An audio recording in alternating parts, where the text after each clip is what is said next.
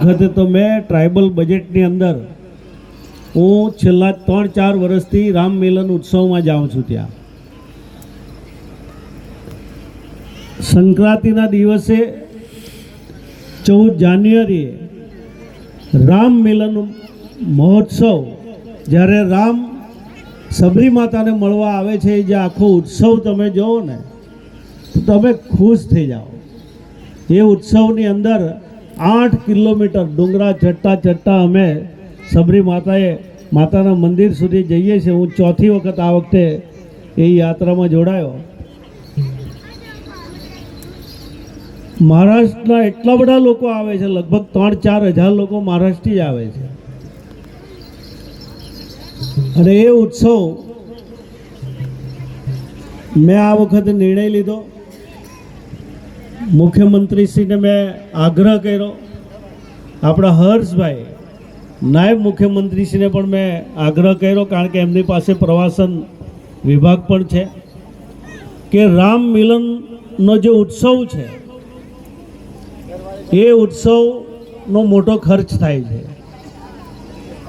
પાંડુરી માતા એ મહાશિવરાત્રિની અંદર, એ પર્વની અંદર ખૂબ મોટો ઉત્સવ થાય છે। અને જે માનગઢ ખાતે જે આપણા ક્રાંતિવીરો શહીદ થયેલા, એનો શહીદ દિવસનો પણ બહુ જબરજસ્ત રીતે મનાવવામાં આવે છે। તમને બધાને આનંદ થઈ જશે। આ ત્રણેય ઉત્સવ હવે આખી જિંદગી માટે સરકાર એનો ખર્ચ કરશે। આપણે આખી એની વ્યવસ્થા કરી નાખી, કારણ કે એ બધી વસ્તુ આપણી બહુ જરૂરી છે કે આ વસ્તુ આપણે નહીં સાચવીશું તો નવી પેઢીની અંદર મિત્રો ધીરે ધીરે જે આપણી હિન્દુ સંસ્કૃતિ છે, આપણી જે પ્રકૃતિ પૂજક તરીકે આપણી ઓળખ છે આદિવાસી સમાજની, આપણે દેવ દેવતાઓને વર્ષોથી આપણા વડીલો જે રીતે, તમે ભલે ને પથ્થર હોય તો પથ્થર, પણ એને દેવ સમજીને વર્ષો સુધી આપણા વડીલોએ એકદમ શ્રદ્ધાથી પૂજા પાઠ, આપણે તો કેટલું બધું, તમે તો સૌથી વધારે કુકણા સમાજના લોકો તો માનનારા લોકો છે કે નવું ભાત કે નવું કંઈ પણ અનાજ કે ધાન્ય પાકે, જ્યાં સુધી તમારા માવલી માતા હોય કે કનશ્રી માતા હોય કે જે પણ હોય, એ ત્યાં એની કોઈ પણ પ્રકારની નાની મોટી વિધિ નહીં થાય ત્યાં સુધી તો તમે નવું વાપરતા નથી। એટલા ટોપ આપણા વડીલો તમને સંસ્કાર આપી ગયા છે। તો એ જ વાત નવી પેઢીમાં પણ આવવી જ જોઈએ ને। એટલા માટે આ તમાશા પાર્ટી જે હશે તે મેં તો હજુ જોઈ નથી, એકાદ વખત જોવામાં આવેલી તમાશા પાર્ટી, બાકી બીજી સાંસ્કૃતિક કાર્યક્રમમાં બહુ ગયો છું, પણ જે તમાશા પાર્ટી લઈને આવેલા બધા જ જે આપણા એમાં ટીમ હશે એને અભિનંદન આપું। અને મોટી સંખ્યામાં હજુ તો લોકો આવે છે, પણ તમને બધા લોકોને શુભકામના પાઠવું છું। મારે અહીંયાથી જવાનું છે એટલે હું રજા લઈશ, પણ આ માતાજીનું જે મંદિર બનવાનું છે એમાં ચોક્કસ બિપિનભાઈ નાનો મોટો મારો સહકાર હશે, હું તમને મદદ કરીશ। અને ખૂબ વ્યવસ્થિત રીતે બધા લોકો એ મંદિર કેવી રીતે, આ એક હાથે થતું નથી। સૌરાષ્ટ્ર ને ઉત્તર ગુજરાતના લોકો એકલો જ માણસ મંદિર બનાવી કાઢે, પણ આપણી પરિસ્થિતિ એવી છે કે આપણે બધું ટીપે ટીપે કરવું પડે। આપણી પરિસ્થિતિ જ એવી છે। બાકી ત્યાં તો એવા ભવ્ય મંદિરો બનાવી કાઢે કે ત્યાંના લોકો ધનાઢ્ય બી છે, એના કારણે મંદિર પર મંદિર આપણને જોવા મળે। ત્યારે આપણને એક મંદિર બનાવવું હોય તો એ પસીનો નીકળી જાય, પણ અહીંયા બધા જ બેઠેલા લોકોને વિનંતી છે કે આ માનો એક મંદિર બનવાનું હોય ત્યારે ચોક્કસ રીતે બધા સહકાર આપજો। અહીંયાના આયોજકોનું જે આયોજન છે એમાં એ લોકોને 100% સફળતા મળશે જ। માં અંબાજીની પણ કૃપા થશે એવો મને પૂરો વિશ્વાસ છે। ફરીવાર મને અહીંયા બોલાવીને મારું સન્માન થયું, ધન્યવાદ। નવી પેઢીને ખૂબ સારું ભણાવજો, ગુણવત્તા સાથે ભણાવજો।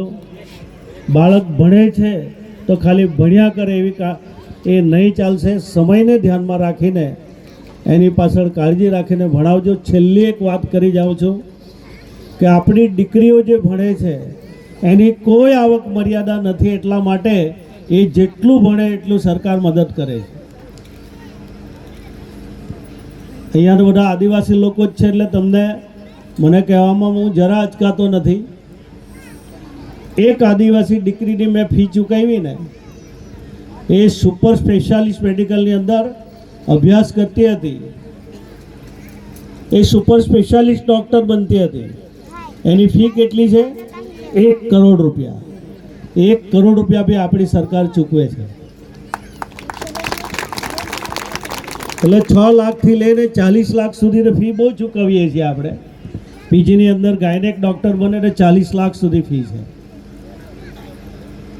એમડી ફિઝિશિયન બને, એમડી મેડિસિન બને, રેડિયોલોજીસ્ટ બને, ભલે જે હોય તે પીજીની અંદર જેવી ફી હોય એ દીકરીઓ માટે કોઈ મર્યાદા નહીં હતી.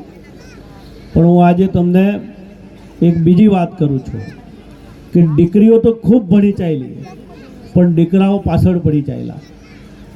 અને દીકરાઓ પાછળ પડી જવાના કારણે લગભગ મેં સતીમાળ સ્કૂલની અંદર કહ્યું બી હશે, 1,44,000 દીકરીઓ ઉચ્ચ અભ્યાસ કરે છે, એની સામે 1,18,000થી થોડા ઘણા વધારે છોકરાઓ અભ્યાસ કરે છે.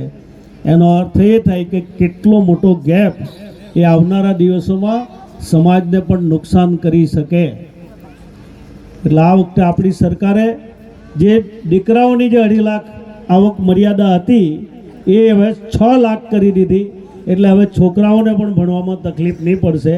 એટલે છોકરાઓને ખૂબ સારી રીતે બધા ભણાવજો. આવો પિયુષભાઈ.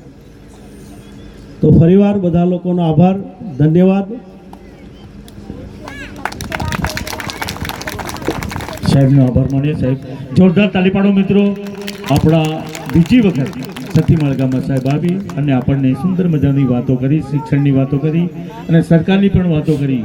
તો ડૉક્ટર વિશાલભાઈ સાહેબને વિનંતી કરીશ, બિપિનભાઈને કે સાહેબને આપણે પિયુષભાઈ સાહેબ આપણા ઉપસ્થિત છે એમનું સન્માન કરવા માટે અહીંથી આપણે નરસિંહભાઈ અને મારા મિત્રને વિનંતી કરીએ કે સાહેબને પુષ્પગુચ્છથી સ્વાગત કરે.